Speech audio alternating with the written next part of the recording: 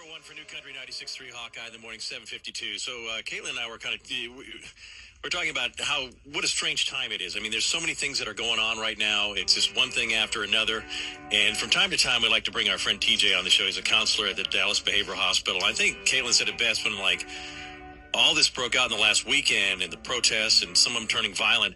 It's kind of like we're on level 6 of Jumanji. It just keeps changing and, something else thrown our way. It is. It is. And I think that as you start going through what we're all going through as a country, that it's time for all of us to kind of rise and come together as families, communities, and as a nation.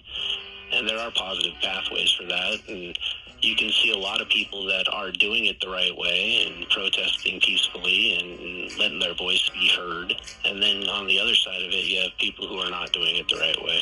We are in the home with our families, and because I find this happening a lot. You're in the home with your families and these things keep happening, and there's people, they're at a divide in conversation, and sometimes this is a bitter divide, between two different people trying to get two totally different points across. What is the best way to try and handle those conversations? I always I have the 3-day rule of if something is in my heart that is bothering me, then I wait and think about it for 3 days, and then I just speak from the heart after those 3 days are up. And when you do it that way, you have the opportunity to speak calmly, and usually that lands well with the person that you're trying to talk with.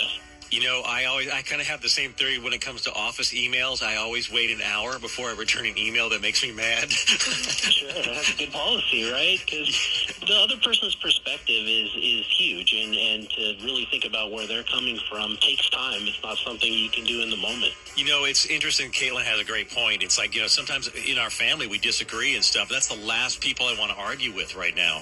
Yeah, we need to rise and come together as families first, and then as a community, and then as a nation.